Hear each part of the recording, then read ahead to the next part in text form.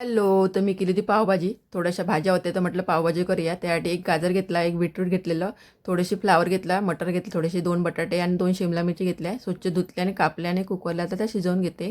तर थोडंसं पाणी घालायचं, 1-1.5 ग्लास पाणी घातलं कुकरमध्ये आणि 4-5 अशा शिट्ट्या करून घ्यायच्या. हे बघा 4-5 शिट्ट्यामध्ये चांगलं असं शिजून येतात. आता त्यांना मॅशरने मॅश करून घ्यायच्या सर्व भाज्या चांगल्या शिजल्या तर चांगल्या अशा मॅश होतात एकदम. आणि त्यानंतर गॅसवर कढाई ठेवली, त्यामध्ये 1 चम्मच तेल घातलेलं आणि 2 चम्मच बटर घातला आणि त्यामध्ये बारीक केलेला कांदा घालायचा. 2-3 मी कांदे घेतलेले, ते मी चॉपरमध्ये असे बारीक करून घेतले. तर ते घालून पण भाजून घ्यायचे. कांदा भाजला की त्यामध्ये मी 1 चम्मच अशी आलं लसणाची पेस्ट घालते, ती पण भाजून घेते.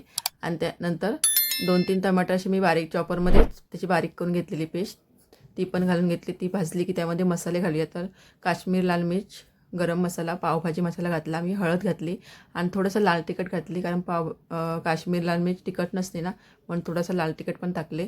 आणि नंतर आपण मॅश केलेल्या भाज्या घालायच्या मसाला भाजला की. आणि थोडंसं मी पाणी घालते, कारण भाजी थोडी जाड वाटली म्हणून. आणि थोडंसं मॅशरने पण असं मॅश करून घेते. आणि त्यानंतर चवीप्रमाणे मीठ घालायचं. मीठ घातलं नव्हतं भाज्यामध्ये, तर आता मी मीठ घालते. आणि चांगली अशी त्याला अशी उकळी अशी खतखत आला की त्यामध्ये थोडंसं बटर घालायचा वरून. तेव्हा 1-2 चम्मच बटर घालते. अशा प्रकारे आपली भाजी रेडी होती. छान लागते. तुम्ही नक्की ट्राय करा. तुम्हाला